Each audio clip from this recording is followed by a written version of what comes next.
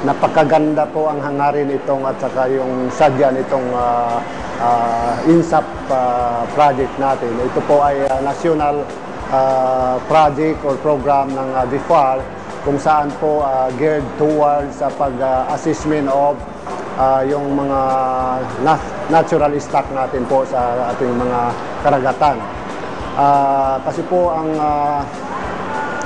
management perspective natin ngayon ng fisheries ay tinatawag natin ecosystem-based management po.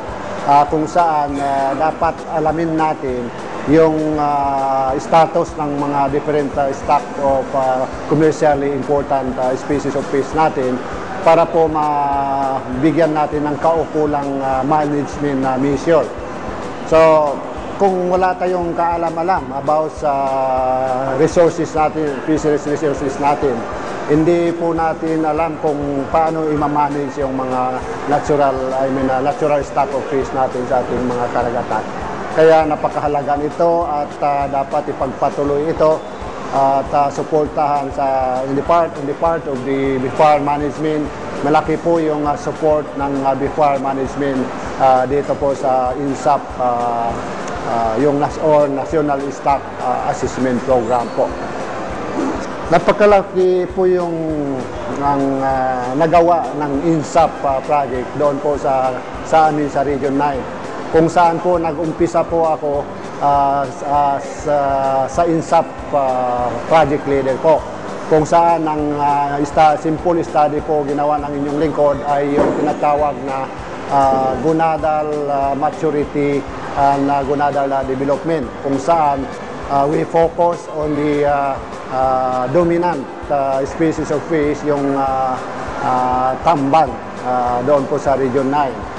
Alam niyo po, kailangan talaga i-manage para masustain yung resources namin doon, yung tamban.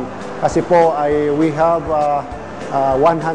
more than 100 parciner catcher doon po sa Region 9, kung saan yung 11 fish processing plant ay nangangailangan ng 470 metric ton kada araw para masustain po yung operation ng 11 processing plant na yon. So nagumpisa po ako noong for 7 years ginagawa ko itong INSAP. Noong una po hindi pa nabigyan ng kaukulan na pansin yung ginagawa ko until lately nung pag-assume ni Director Asis Perez ay sabi ko nga tumama din ako sa loto dahil nabigyan po ng kaukulang recognition yung ginagawa namin at diyan po nag-umpisa yung pag-formulate ng yung closed season or ZAO through the special law, yung ZAO number 1, kung saan it was signed jointly between the Secretary of the DILG at saka yung Secretary of Agriculture. So, yun na po yung naging basihan ng pinakamalaking management option o yung management mission ginawa namin doon sa Region 9. Sa umpisa po, dumaan po ang Region 9 sa BIFAR Region 9 sa butas ng karayom sa pagpo-post ng itong closed season doon sa Region 9. Pero sa kalaunan po, through the series of yung consultation, pinangunahan po ni Director Asis Perez, ay nag-level up din po yung gusto ng BIFAR mangyari, pati yung gusto po ng private sector na mangyari. Kung saan ngayon ay na-form na namin yung technical working group na pinapangunahan po ng private sector, local government unit, ang mga members, academe, at saka yung BIFAR, of course, nandoon. So sa ngayon po, ang inyong lingkod bilang Regional Director ng BIFAR Region 9 ay hindi na po yung nangunguna o sa mga pagpo-post ng mga management mission or yung closed season. private sector na po ang nagli-lead ng pag-manage ng tambag po sa Region 9. So sa ngayon po ay we are happy to inform the public na yung ginawa po namin ay mag-graduate na into the formation of Fisheries Administrative Order. This coming September 25 to 26 ay mag-hold ang National Fisheries and Aquatic Resources Management Council or in PAMC ng meeting po doon sa Region 9 kung saan po ang pangunahing subject o agendum ay yung i-review yung technical papers ng sardine or tamban at saka yung i-deliberate po yung proposed Fisheries Administrative Order para tuloy-tuloy na po yung pag-manage ng fishery resources po.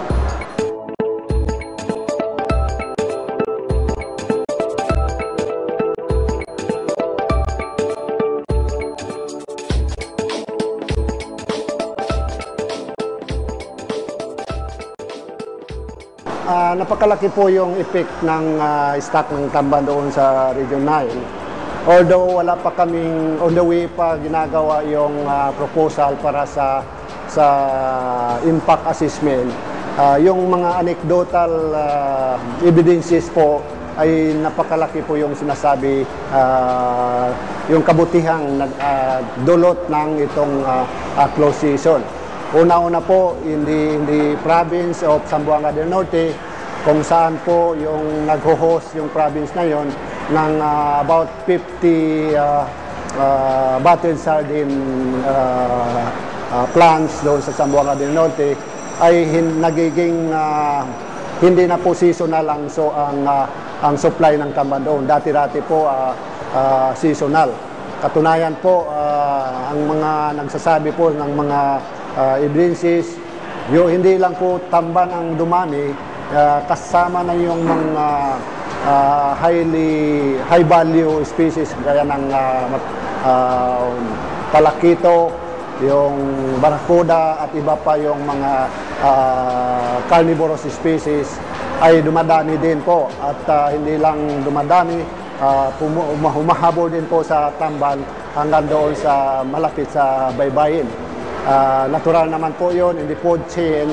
Kung dadami yung pagkain ng malalaking isda, which is na in this case na tamban, ay dadami din po yung malalaking isda po. So sa Region 9 naman po ay sinasabi po ng mga plants operator ay umaabot din ng panahon na kung saan halos hindi na maubos, itago nila sa mga storage nila. Kaya ang karamihan po ginagawa na lang yung fish meal. So sabi nga ng isang nagsalita doon, taga Ayala doon sa Zamboanga City, ay bumabaho na daw yung baybayin doon sa bandang sa kanila dahil po doon sa yung sobrang huli ng tamban po. So yun po ay to be proven. Mahirap din magsalita kung hindi yung sabi nga yung science based. Kaya gagawin natin sa madaling panahon yung sinasabi kong impact assessment project po sa Region 9. Ang gusto natin marating in the future ay yung bawat species, mahalagang species ng isda sa base or sa Gulf or in other words sa fishing ground natin, gusto natin ma-determine yung status of stock para po malaman natin kung yung mga exploitation rate, kung saan na ba yung pag-exploit ng isda na yon, mga isda na yon.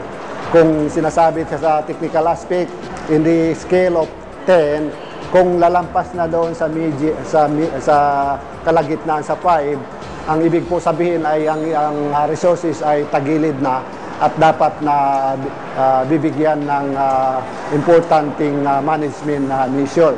gaya po ng ginagawa natin sa Zamboanga City. So, bawat commercially important species of fish ay yan po yung tutumbukin ang ipopokus ng INSAP na gagawan ng assessment at saka yung mga biological study para malaman ang status ng bawat resources sa karagatan natin. Kaya nang nasabi ko, hindi pwede tayo mag-manage or maggagawa ng mga important policy gaya ng closed season kung wala tayong knowledge about the status of our stock of fish in our areas. Alam niyo po, we have tried in the past na yung clamor po ng mga fisher folk natin ay yung kakulangan po ng livelihood. At sinubukan po ng government ay i-address yung concern na yun, yung kakulangan ng livelihood by way of providing mga project, mga materials o anumang mga immediate